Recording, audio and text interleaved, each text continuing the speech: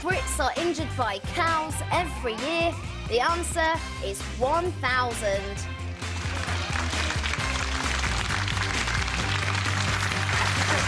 That's right, that's an official figure. It comes from ROSPA, you know, the Royal Society for Prevention of whatever it is. Welcome back to The Right Stuff with Steve First, Gail Porter and Steve Backshall. His new show, Deadly 60. It's on CBBC Thursdays, 5:15 if I remember right. Yes, no cows in it. No cows. But we're getting onto that in a moment.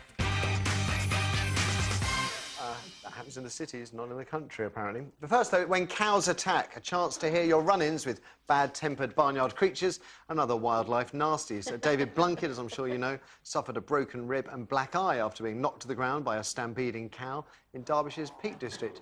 They may look like docile, grass-eating veggies, but they weigh a ton and have a brain the size of a McDonald's quarter-pounder. That is a dangerous combination. You should have seen some of my ex-girlfriends. Anyway, indeed, 1,000 people are injured by cattle in this country every year. 1,000 people! In 1977, the worst year for cow fatalities in living memory, 7 Brits were killed by moo-moos. 7? Truly, Steve. Don't look at me like I'm making this up. This is true. And cows aren't the only animal to attack. Joggers chased by horses, homeowners held hostage by badgers. In fact, 6 years ago, a rogue badger went on a 48-hour rampage. A 48-hour rampage, leaving one man needing 2 operations. And that's before we get... I didn't say which, a vasectomy, and I don't know what the other one... And that's before we get on to bird attacks, vicious ducks and bad-tempered goats. Now, Mr Backshall, you have dealt with all kinds of animals. Which ones have attacked you? I mean, any domestic British animals? One or two. I kind of spend most of my life on a crusade trying to convince people that animals are not dangerous and people shouldn't be frightened of animals. And the other half of my life answering the question, what have you been attacked by? What have you been bitten by? I grew up on a small farm, so I had numerous butts and stuff from goats, and, you know, I got trampled on by a horse. Generally speaking, I think you are far more danger wandering the streets of London than you are out in the countryside. Oh, for sure, for sure. But if there was a particular barnyard animal to avoid, which one would it be? I tell you, this time of year, not necessarily barnyard, but when an awful lot of animals have young, they're much more likely to be territorial and to react in an aggressive way to people kind of entering their patch. Right. It happens quite a lot with seabirds. A lot of people get really scary encounters with things like terns and skewers and gulls. When you get too close to them when they're nesting, they'll mob you and they'll come straight down at your head, and it's really, really frightening. These can be big birds. The thing that we usually say is to try and make the highest point of view, not actually your head. If you stick your hand up in the air like that, they'll attack your finger off rather than going for your head. But, you know, it's frightening, but it's not going to be, you know, majorly dangerous to you. Gail, you had any run-ins with farmyard creatures you want to share with us? I don't think so. I think a bird pooed on my head once, but I think that's good luck. That's not really getting attacked. Well, my dad said it was good luck. Was he just saying that to make me feel better because I look stupid? It never feels very lucky, does it? I was just saying before, but since I've lost my hair, things land on me quite a lot, like butterflies and stuff. Aww. Oh, isn't that nice? But it freaks me out. I don't like it. But no, my dog once knocked me over, but she was just a wee bit excited when we went jogging. She was like, coming behind me. That's how she speaks. But then she was coming like that behind me, and she ran right into me, and she's not a big dog. You've seen my dog. So, yeah, ran right into me, and literally I was up in the air, fell down, right, smacked onto my hip. She was a bit, sorry, like to my head, as she does. And, but yeah, that's the only. So attacked by your own dog. Attacked by my own dog. Landed on. Steve, when you see horses, do you see vicious, large teeth? No, I've once been attacked by Janet, so it's much... I think everyone has. No, look, there are certain animals that you just... that I think... I mean, can you get that picture of Blunkett up again? No. It was... I mean, that cow was literally 4 times the height of him. Yeah. I mean, that's not the actual cow, by the way. That is not the actual cow. That's an artist's impression of what the cow may have looked like. Oh, right.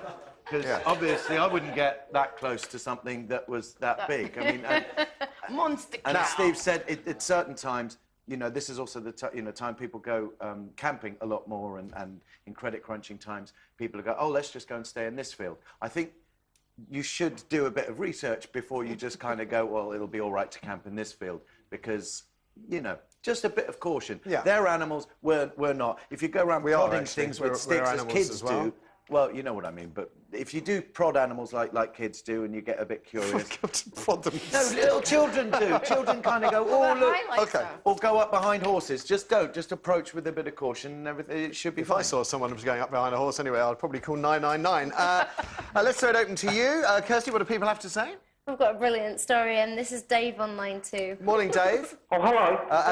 Have you been subject to a vicious attack by a cow? It wasn't vicious, exactly. I don't know if you know Sussex University, but it's sort of stuck in the countryside. It's in Palmer. And I went for a walk, and there was a field, and I climbed over. There's a load of cows there, right? And you think cows, no worries. And they came for me. I thought, no, cows don't do this, and I had to climb a tree. And did they then walk off and leave you? No, they kept me up there for about 20 minutes. till the farmer came, right? Yeah. And he came to feed them, and then they went to the farmer, sort of thing. So I don't know if they were after me. I don't think they were after my blood. I think it was blood-sucking cows. Nice. Interesting. Yeah. Thank you for that, Dave. I want to go to our lady in our audience, because, Eric, you have an amazing story, I believe. We do, indeed. This is Charlie. So what's your tale, then?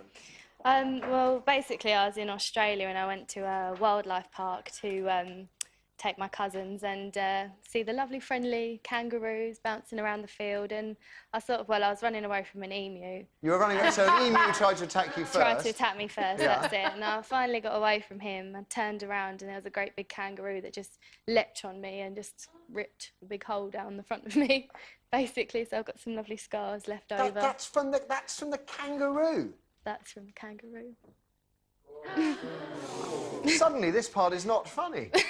and did the kangaroo, was it put down? No, well, I went back in the main building and they said, oh, so which one was it out of a field about 20?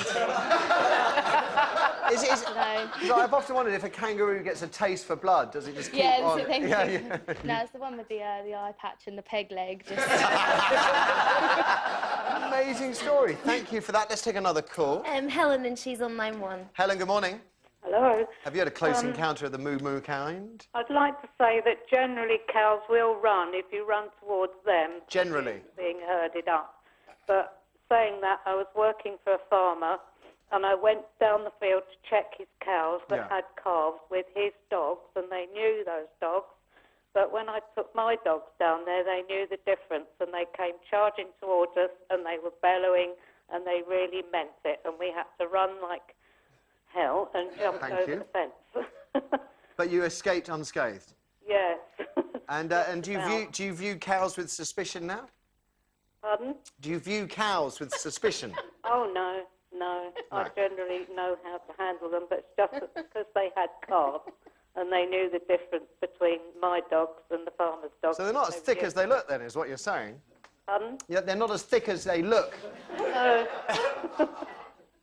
Not many animals are. Most people think sheep are stupid, but they're not.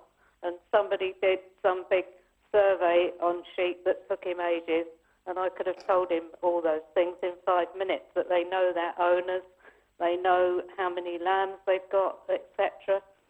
So they're not as daft as they look. Survey with sheep. It should be, well, yeah. I mean, it should also be stressed that they're rubbish at Sudoku.